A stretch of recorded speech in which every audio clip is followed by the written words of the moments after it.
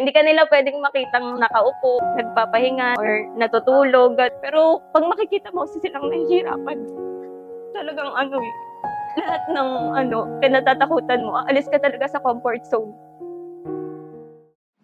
Welcome to Tuesdays with Kay! Hello everyone, this is Kay Dioso, CEO of Kay Serene. We want to welcome you here, Tuesdays with Kay, where we share real stories, real glow from real people.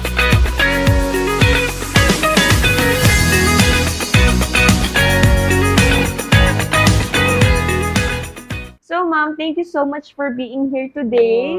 The whole Kay Serene family welcomes you here po, and we want to know your journey po, Ma'am. Yes, Kaya, we'll give you the spotlight, Ma'am. Pwede mo po bang ipakilala yung sarili mo sa amin? Eliza Adeline, 30 years old na po ako. And yun nga po, as breadwinner nga po ng family namin noon, ayan, marami na din po talaga akong napagdaanan na trabaho. Iba't iba na siya. 15 years old pa lang po, nag-work na ako. Kasi po nakitira lang ako nun sa tita ko. Opo, tapos sila na po yung nagpaaral sa akin. From second year high school, sila po. Kasi nag-fourth year high school, yun na po, naging na po ako, after po, pagka-graduate na po nun, pagka-graduate, dinaya ko po. Pero may sabihin. Dinaya ko po yung yung edad ko para lang makapag-apply as kasi po, 9 po kami magkakapatid. So, wala pa akong choice kundi maghanap po ng work, tas ma-help ko po si mother ko nung time na yun. Tapos, bakit naiiyak? Okay lang, Ma'am. Naalala ko na. Okay. Tapos naalala ko po na, yun nga po, wala pong ibang tutulong sa kanya, kundi ako lang that time, kasi, or yung ate ko. Kasi, mahirap po kasi talaga yung buhay namin. Kasi nga, as 9 po kami magkakapatid, tapos yung father ko noon, lang naman po yung sinasahod niya na hindi naman po mekaniko po kasi yung father ko. Tapos yun nga po, minsan yung napupunta po sa alak pa, nahahati pa. Opo. Yes. Hindi naman po sa pero syempre kailangan ko din po tulungan si father. Sige, Ma'am. Okay lang. Thank you for sharing, Ma'am. Kasi, Ma'am, yung husband ko din ngayon, Ma'am, yung partner ko po is mekaniko din. Mekaniko. Yeah, pero licensed mechanic po siya sa Canada. Opo. Sige, Ma'am. Continue po. Actually po, si papa ko po, ganun din po naman, licensed mechanic din naman po siya. Dati po siya sa Japan naman po siya. Nag-Japan po siya. Tapos umuwi po siya dito. Tapos nabalot po siya ng selos. Tapos yun po, nung hindi na po siya bumalik ng ibang bansa. Tapos hanggang sa naging siyam na po kami, hindi na po nakakaya ng financially. Tapos hindi na po ako, nag-aaral po ako noon na walang baon, na walang Tapos kaya nung naisipan ko na tulungan na lang si mama ko. Kasi nga, bilang siyam na magkakapatid, marami po pinapakain. Naawa na po din ako kay mama nung time na yun. Kaya nung pagka-graduate ko na, naghanap talaga ako ng trabaho. Grabe, Ma'am. Oo. Nakaka-proud Tapos, naman. 15 years old pa lang po ako, pero ginawa ko 16 yung resume ko. Kasi wala pa akong choice nun kundi tulungan si mother. Tapos nun pong time na yun, dahil nga tita ko po yung nagpapaaral sa akin, nag-working student naman po ako. Pero hindi ko din po yun natapos. Dahil nga, mas nag-focus na ako sa trabaho. Opo. Kasi hindi po pinakaya nung sinasahod ko. Kasi sa fast food po kasi magkano lang po yung sahod eh. Nag-fast food po ako. Bali 6 years din po ako sa fast food nun. Grabe, Ma'am, no? Talagang gagawin natin lahat for our family and nakakatuwa. Actually, Ma'am, kasi ako, Ma'am, nag-move ako ng ibang bansa nung 15 ako. And doon ko nakita and napag-compare ko yung ibang cultures sa Filipino culture na ang Filipino culture, Ma'am, talagang we are very family-oriented, Ma'am. Kaya doon ko nakita yung essence ng pagmamahal sa pamilya na kaya natin gawing lahat. Di ba yung sabi nga nila na para mapaglaban mo lang yung family mo, talaga gagawin mo lahat kahit magtrabaho nga, Ma'am, ng maaga. And napaka-strong mong tao, Ma'am. Kailangan po maging strong. Oo, Pero totoo. mama's girl po ko noon, ayoko po talagang nalalayo ko sa mother ko. Pero pag makikita mo kasi silang nahihirapan, talagang lahat ng kinatatakutan mo, aalis ka talaga sa comfort zone. Totoo. Totoo po, Ma'am po. Totoo Kaya po. nung time na yun, talagang pinilit ko pong magtrabaho kahit mahirap po sa part ko kasi nakikitirahan lang din po ako sa tita ko no'n, tapos magtatrabaho ako, tapos siyempre 'pag kailangan mo makisama, gusto mo magpahinga, pero hindi mo magawa kasi nga siyempre nakikisama ka, hindi ka nila puwedeng makitang nakaupo, nagpapahinga na or natutulog, gano'n. 'Pag nakikisama ka, mahirap po talaga. Basta yun lang yung Pero ma'am, masasabi ko. alam mo, yun yung nakakatuwa, ma'am. Look at you right now, ma'am. Very happy, strong. Kasi ma'am, sabi nga nila, di ba, yung experiences natin sa buhay, yun yung magmamold to who are we becoming in the future. Kaya ma'am, look at you right now. Nandito ka with us today with Kayserine. We are here to ask you about your journey. Yun ma'am, nakakatuwa lang po na ngayon parte na rin po ng buhay mo si Kayserine. Alam mo Oo yun, nga ma'am? po. Then sobrang ano po talaga na natutuwa din po ako na na-invite niyo po ako dito. Oo naman, ma'am. Opo. Alam mo, ma'am, the reason you're here, palagi kong sinasabi, si Lord palagi yung nagdadala sa mga tao dito. Yung Kayserine family na nandito, may reason kung bakit tayo nandito ngayon. And maybe the reason you're here right now, ma'am, kasi nakita ni God na, oh, anak, ang dami mo palang pinagdaanan. Though hindi ko naman sinasabi, ma'am, na it's a reward to be here. Pero yung sa amin, this is a simple appreciation na nakikita namin online na ikaw very active Actually ka, yung pagmamahal mo sa Kayserine online. Ito lang yung pasasalamat namin for you, ma'am. Kaya nandito ka rin today. Thank you po. So, ma'am, sige, let's dive in po. Ano po ba yung pinagkakaabalahan mo ngayon? Bale nga po, yun nga po, after nung pagtatrabaho ko nun, eto na yung naging as online business, online selling, ayan. Pinasok ko po yung bumibili po ako sa online din actually, ta's ibinebenta ko po sa harap ng bahay namin. Kasi nung time po na nagkaanak na ako tsaka nagkaasawa po ako, hindi ewan ko siguro isa din po sa pinagsisisihan ko yung sumuko agad ako sa family ko. Kasi sabi ko sa 6 years na yon sa pagtatrabaho ko sa parang wala akong naipon, as in wala po talaga. Tapos zero-zero ko, gano'n. Pero netong nagkaanak po ako, na-realize ko na dapat pala hindi ko hinayaan na maano yung Maubos ka, ma'am. opo, maubos ako na na parang sinisisi ko yung family ko ba't walang natira sa'kin, yung gano'n. Pero siguro sabi ko, way na din yun ni Lord para ma-realize ko na hindi lahat ng pagkakataon meron tayo. Tapos dun natin mare-realize na marami tayong Na take for granted. yun yung mga gano'n na actually sobrang nahihiya ako na ako sa mother ko kasi tinigil ko yung pagtulong sa kanila nung time na yun nabuntis ako, nagkaanak Opo, ako, ma'am. opo, napatigil po yung pagtulong ko sa kanila ta's na po sa anak ko tsaka sa asawa ko nung time na yun. Tapos bale yun na, online selling na, tapos napasok ko na po yung pag-a-affiliate. Ta's sa pag-a-affiliate, actually nag-a-affiliate pa ako sa Orange App tsaka sa una po talaga Orange App ako, tapos nung nag-Black App ako. Opo. Neto lang po ako nag-Black App 2024. Orange App ko po 2023, gano'n po. Wow, so Opo. medyo matagal ka na rin pala, mga 3 years ka na rin po pala nag-a-affiliate, Yes ma'am po, ko. matagal na din po. Opo. Opo. So, ma'am, na-mention niyo po kanina na very hands-on mom ka. Paano mo po nababalance yung pag-aalaga sa anak mo at sa sarili mo habang naghahanap buhay ka po? Medyo struggle din po, pero kinakaya naman po sa araw-araw kasi yung husband ko po, hands-on naman din po yan sa amin, lalo na sa akin. Tsaka 'pag alam niyang wala na akong time, wala na akong oras, tinutulungan niya naman po ako. Opo, yung husband ko po, lagi po siyang nakaalalay din sa amin. Opo, Very gano'n po. supportive po pala sa inyo. Nandiyan nga siya. Opo, lagi po siyang nakaalalay, saka sobrang swerte ko din po sa kanya. And bilang nanay na siyempre as content creator, affiliate, tapos gagawa ka ng mga Shopee videos or mga TikTok videos. Kumbaga sabay-sabay, pero kinakaya sa araw-araw. Kailangan Siyempre kayanin natin, opo, ma'am. pero puyat po talaga, puyat, pagod, yun po yung kapalit. Pero sabi ko nga po, bilang nandito na din po ako sa harap niyo, sobrang worth it po.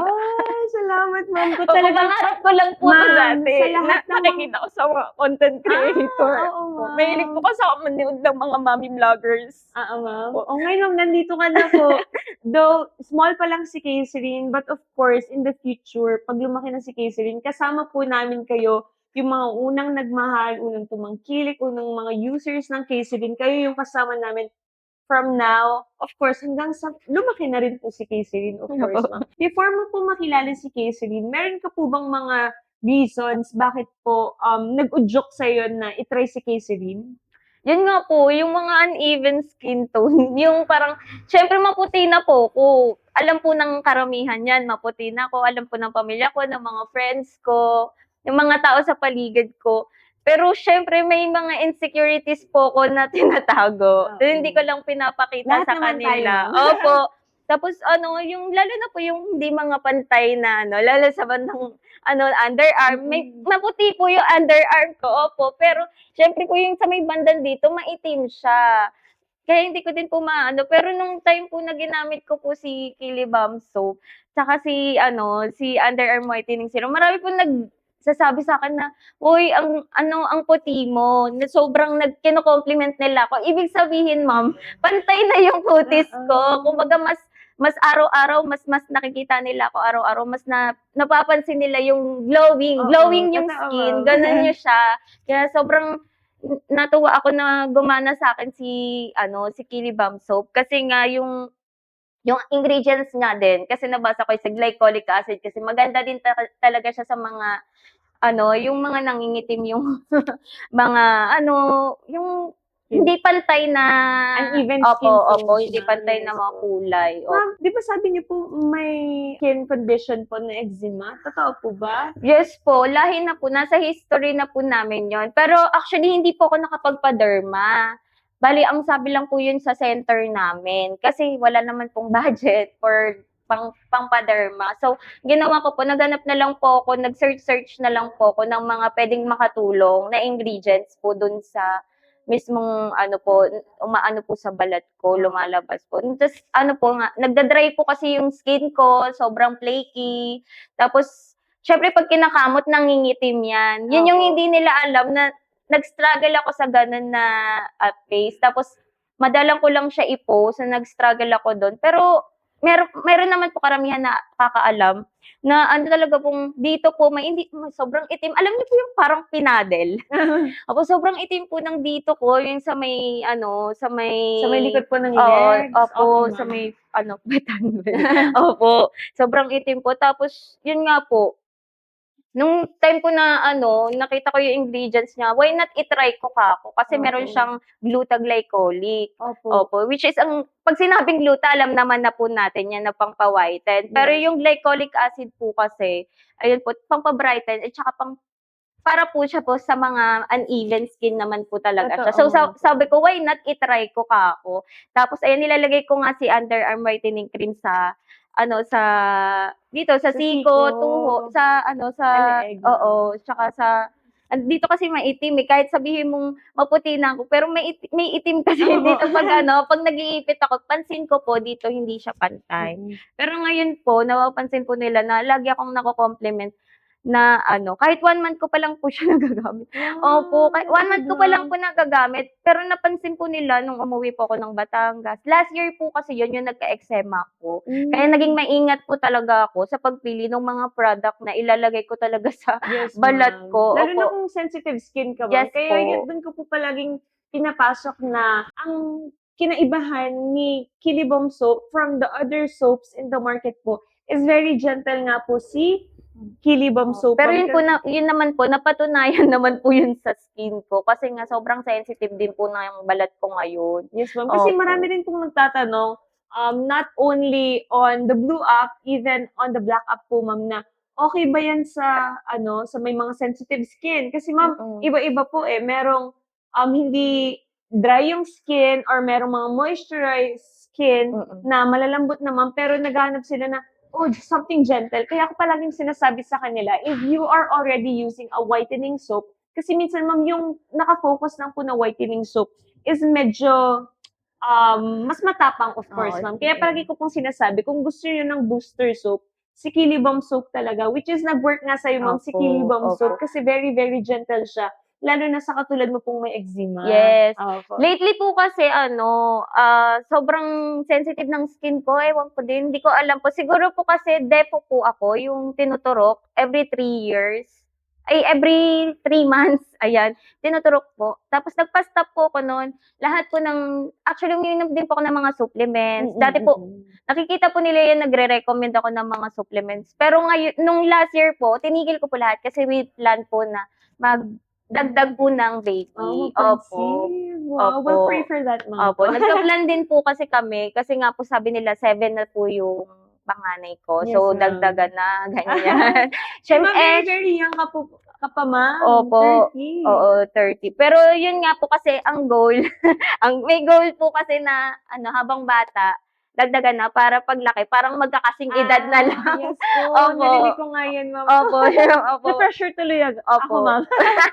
Opo, yun yung parang goal ko na gusto ko parang, best friend lang kita na. Yung mga ganon, yun yung Diba parang yung may goal. mga ganun ako nakikita, ma'am, na pag nakita mo sila, parang, hala, mag-mom sila. Yun pala, ma'am, no? Opo. Kaya ngayon po, wala na po akong tinitake. Lahat po, even yung kaya nagulat po ako, naglabas po yung eczema ko noon. Lahat po ng tinitake ko nawala. Naglabas din po yung pangangati ng katawan ko. Lahat po. Yes, Kaya nga sabi po nila, siguro yan sa mga iniinom mo yan. Ginaganon nila ako. Baka daw sa mga iniinom ko. Pero hindi kasi binabasa ko naman yung sa mga tinitake ko. Tapos after nga noon, wala na akong tinik. Puro antibacterial soap lang yung gamit ko. At least, ma'am, nag-work po sa'yo. May I ask po, paano niyo po ba na-discover si Casey Rin?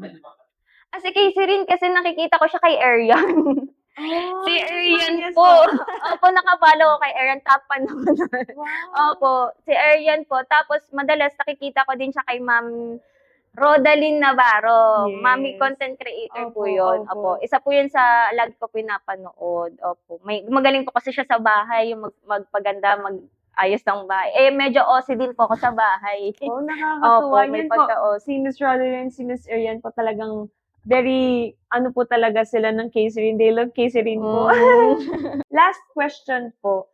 Para po sa katulad nyo na mommy po and may skin condition, ma'am, ano po yung gusto mong sabihin sa mga taong may hesitation on trying Kilibom soap and underarm cream po? Actually po, para sa akin si Kilibam soap tsaka si underarm whitening Cream.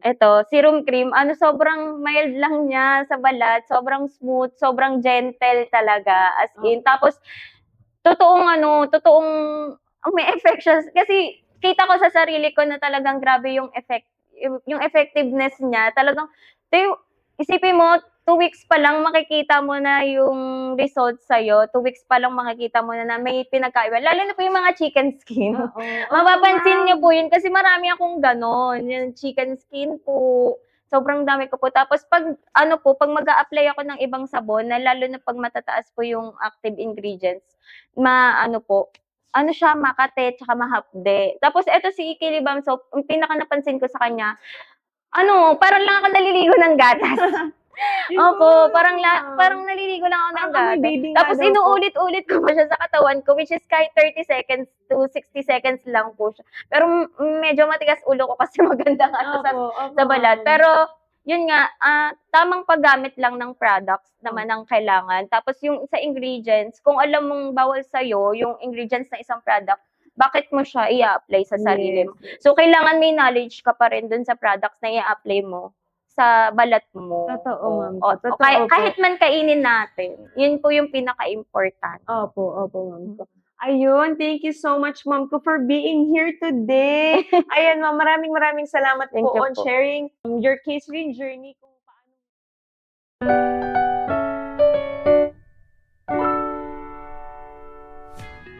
And ayun, ma'am, ito po talaga is appreciation at pasasalamat namin for being active po talaga online on sharing on how much you love Casey Rin. Kasi, ma'am, alam po namin na maraming silent user and nagmamahal kay Casey Rin. But ayun, alam mo yun, ma'am, yung marinig namin from you personally, here on Casey Rin nga, ma'am, Tuesdays with Kay, Opo. ma'am, nakakatuwa talaga, ma'am. And maraming salamat po. And ma'am, nagbigay ka pa ng time para sa amin kahit ang layo mo. Siyempre naman, ma'am, sobrang, ang ganda-ganda mo din. Gusto ko siya makita. Thank you, ma'am po. Opo. Ganda-ganda mo rin, Opo. ma'am. Alam mo, maraming salamat po. Sana Thank you hindi po. lang ito yung first and last nating pagkikita. Siyempre, ma'am, hindi. And sana masaya ka today. Sinugurado. Sana masaya ka today na nandito ka Ikaw, rin. ma'am. Oo naman po, sobrang happy po ako na na-invite. Sobrang grateful heart talaga. Nagpapa-thank you po ako kay Lord na na dati pangarap ko nga lang to. Gustong-gusto ko siyang ma-experience. Kahit alam niyo po yun, makasama ko yung isa sa mga CEO na mga skincare na nilulook up ko. Ayan po. Kaya sobrang grateful po talaga. Tapos kamukha niyo po si Ma'am Giselle. Opo, kaya parang Sabi nga nila, parang kasama ko na po si Ma'am Giselle. Ay, mo, ma'am, Opo. next time sasama natin si Miss Giselle. Opo, thank you po, Ayan, ma'am. thank you.